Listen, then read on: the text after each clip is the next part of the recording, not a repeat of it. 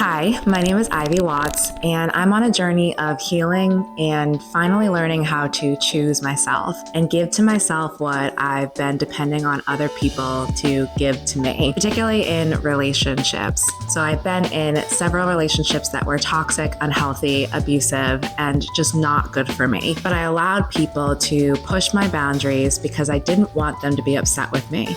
And I so desperately wanted the love and acceptance from others that I often couldn't give to myself. And so I sacrificed my own needs only to make sure that they would stick around. And in turn, I was losing essential parts of myself. Does this sound familiar to any of you? Maybe you've also experienced this where you stayed in a relationship, a friendship, a job that wasn't good for you because you were too afraid of the alternative. You felt safe staying in that particular situation. And so you did. And it's a really brave and bold move to leave a really toxic situation. And I did. But what I'm realizing is that there's a pattern, and it's me. It's not just them, it's me. And that takes a lot of self-reflection to even be able to realize there's something going on with me that I want to change. And I'm realizing that I'm allowing myself to attract these people into my life who aren't good for me. And again, I'm allowing them to push my boundaries because I'm too afraid of the alternative of being alone. So about 3 months ago, I decided to leave a relationship that wasn't good for me and my mental health and my growth. And I decided that I wanted to focus on myself. In addition, I realized that I've been trying to fill the void of losing my mom, who is my best friend.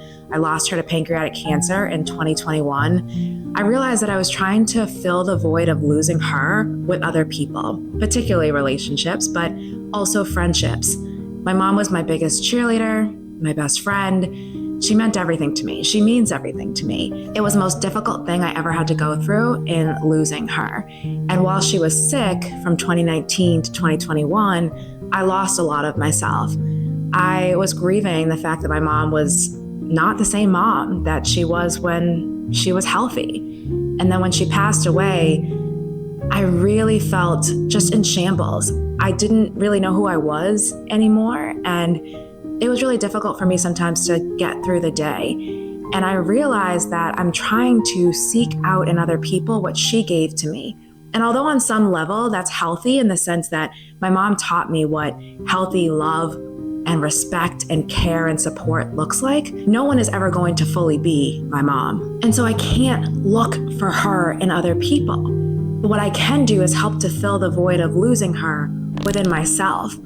And I can start to find ways to connect with her and the memories that she left me with and the traditions and joy and laughter that she left me with that I can call on my memory to bring me in. And I can look at pictures and I can write letters and talk to her just in different ways. And so this journey is all about learning to choose me, to not expect other people to give to me what I need to give to myself, to not depend on other people to give to me what I need to give to myself, and to finally just really love myself.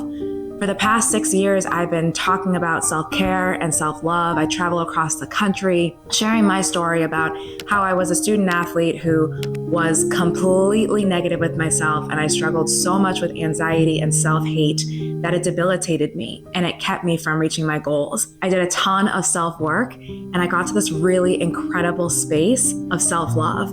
And I was doing great in my journey, and I was traveling across the country and felt really connected to the message that I was sharing. But when my mom got sick, it felt like I lost a lot of that. And I don't think I've really ever taken the space to repair. And with that, I thought that I had healed after I left a really toxic relationship before my marriage, but I never really took the time to focus on myself.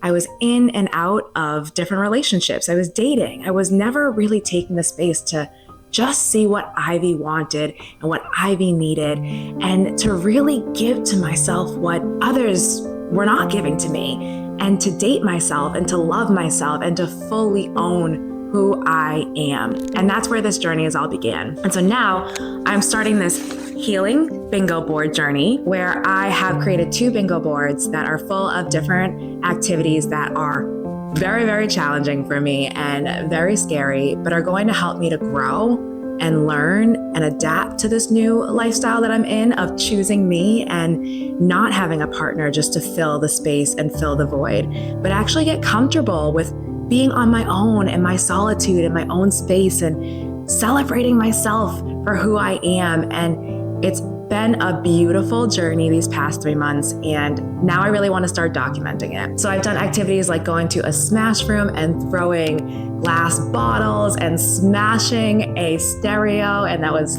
so healing and relaxing for me. I have gone on a hike by myself. One of the things I'm doing is every day I'm challenging myself to journal. I just reached the milestone of journaling 100 days. I have been dancing every day. I've been talking to my mom every day. These things that are filling my cup and allowing me to feel more connected to myself. I buy myself flowers once a month. I've done a puppy yoga class, and I've gone to a comedy show alone, which was really frightening, and I can definitely talk more about that in an upcoming episode. But there's been so many accomplishments that I've had that I've grown so much in my confidence. And I've also just learned a lot about myself. And I think the most important thing is I've been able to get really comfortable on my own, and I've been able to reflect on my childhood, my past relationships, and myself in a way that I've never allowed myself to before. I'm advocating for myself in different ways. I'm setting boundaries, and I'm also really giving myself grace, because this journey is not going to be linear, as it has not been so far. I have been alone, but I've also had plenty of times that I've had mistakes or setbacks, whatever you want to call them. But I'm giving myself compassion. I'm leaning on my support system. Thank God for incredible friends and an incredible therapist. And I'm just leaning into that and knowing that this journey is much different. It's very difficult, especially doing this journey while also being a mom, a single mom, having other life responsibilities like running my own business. I am a working single mom that I have to work hard and I have to keep going. And it's hard to heal actively while also doing all of these other tasks that drain me at times. So it's been a really challenging journey, but it's also been so beautiful. And I'm giving myself that compassion and grace. I know the other side of this is beautiful. It already is beautiful. The goal is to get to a space where I don't let people push my boundaries, which I'm already doing a really great job at. I don't let people push my boundaries, and I only allow people into my life that are adding to my life, and I don't need them to give me validation and love and security, because I know I can already give those things to myself. So I hope that you join along with me on my healing bingo board journey. I have crossed out quite a few. Let's see, 1, 2, 3, 4, 5, 6, 7, 8, 9 activities. And like I said, I'm journaling every day, dancing every day, talking to my mom every day.